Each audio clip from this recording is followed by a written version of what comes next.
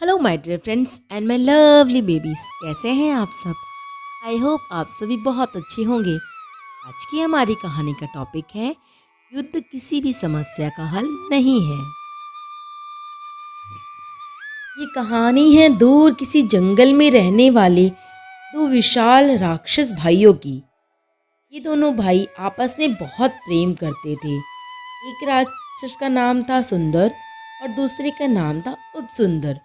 दोनों सगे भाई थे और दोनों बहुत ही बहादुर थे। वह दोनों आपस में कभी झगड़ा नहीं करते थे। उनके आसपास के राक्षस सब उन्हें अपना राजा मानते थे।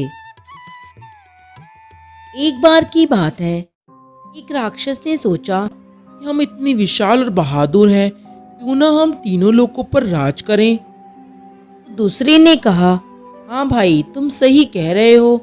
हमसे बड़ा कौन है इस दुनिया में। हम इन तीनों लोगों पर राज करना चाहिए।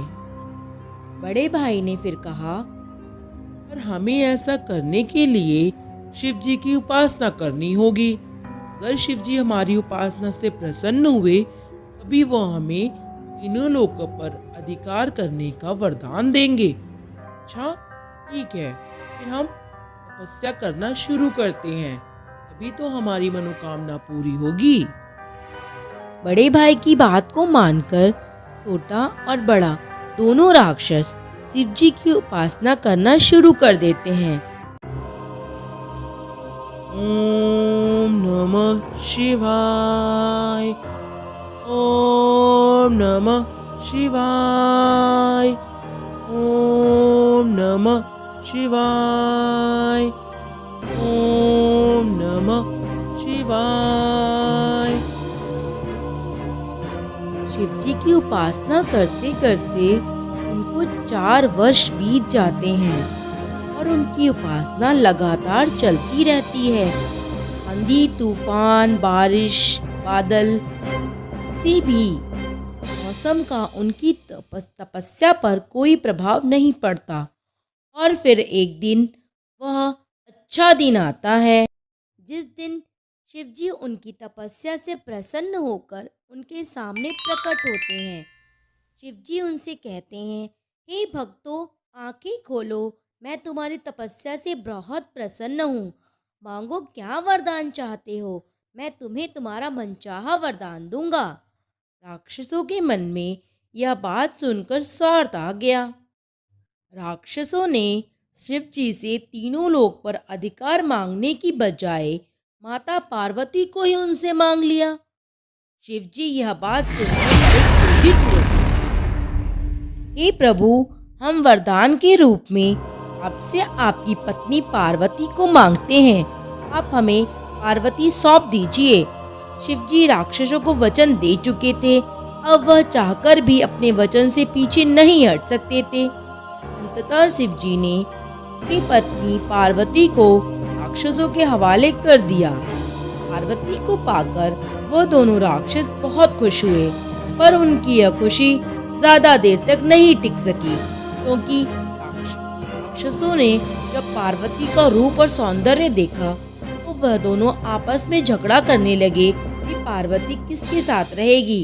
बड़ा वाला राक्षस बोला, पार्वती के लिए मैंने बहुत कड़ी तपस्या की है, ये तो मेरे साथ रहेगी। अरे नहीं नहीं, तुमने क्या अकेले तपस्या की है, मैंने भी तो की है, पार्वती मेरे साथ रहेगी। ऐसा करते करते दोनों भाइयों की बहस झगड़े में बदल गई और वह दोनों आपस में झगड़ा करने लगे कि पार्वती किसके साथ रहेगी। उनका यह झगड़ा शिवजी दूर से देख रहे थे। राक्षसों ने फिर सोचा, अरे भाई, हम आपस में क्यों झगड़ते हैं, ऐसा करते हैं, किसी व्यक्ति से पूछते हैं कि इस समस्या का क्या हल निकालना चाहिए। इसलिए वह थोड़ा आगे बढ़ते हैं। शिवजी के पास ये अच्छा मौका था।